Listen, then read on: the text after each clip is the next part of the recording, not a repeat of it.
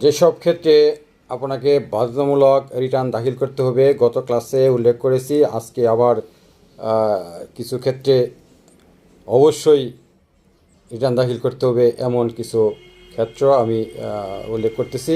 যেমন সিটি কর্পোরেশনের নতুন লাইসেন্স অথবা নবায়ন করতে গেলে আপনাকে অবশ্যই রিটার্ন দাখিল করতে হবে, আর সেই রিটার্ন দাখিলের প্রমাণপত্র আপনাকে দেখাতে হবে।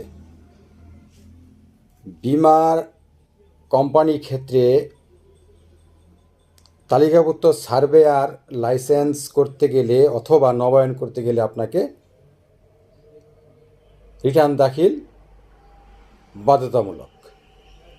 সিটি কর্পোরেশন, পৌরসভা, ক্যান্টনমেন্ট বোর্ড এলাকায় জমি, বিল্ডিং বা অ্যাপার্টমেন্ট বিক্রয় বা লিজ বা হস্তান্তর বা বাইনানামা বা মুক্তারনামা নিবন্ধন করতে গেলে আপনাকে অবশ্যই রিটার্ন দাখিল করতে হবে, আর সেই রিটার্ন দাখিলের প্রমাণপত্র দেখাতে হবে।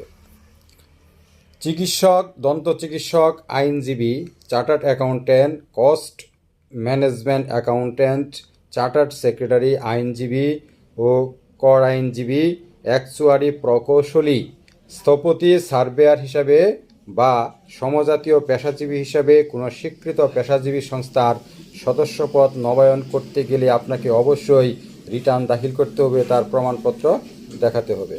Muslim marriage and divorce registration act 1974 act নং 1974 এর অধীন নিকাহ রেজিস্টার, হিন্দু বিবাহ নিবন্ধন আইন 2012 সালের 40 নং আইন এর অধীন হিন্দু বিবাহ নিবন্ধক ও স্পেশাল ম্যারিজ অ্যাক্ট 1872 এর অধীন রেজিস্ট্রার হিসেবে লাইসেন্স প্রাপ্তি বা নবায়ন করতে গেলে আপনাকে অবশ্যই রিটার্ন দাখিল করতে হবে এবং তার প্রমাণপত্র দেখাতে হবে।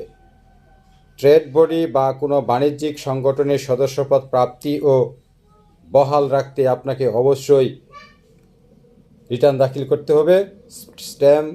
স্ট্যাম্প, কোর্ট ফি ও কার্টিস পেপারের বা দলিল লেখক হিসাবে লাইসেন্স নবায়নে আপনাকে অবশ্যই রিটার্ন দাখিল করতে হবে, আর সেই রিটার্ন দাখিলের প্রমাণপত্র আপনাকে দেখাতে হবে।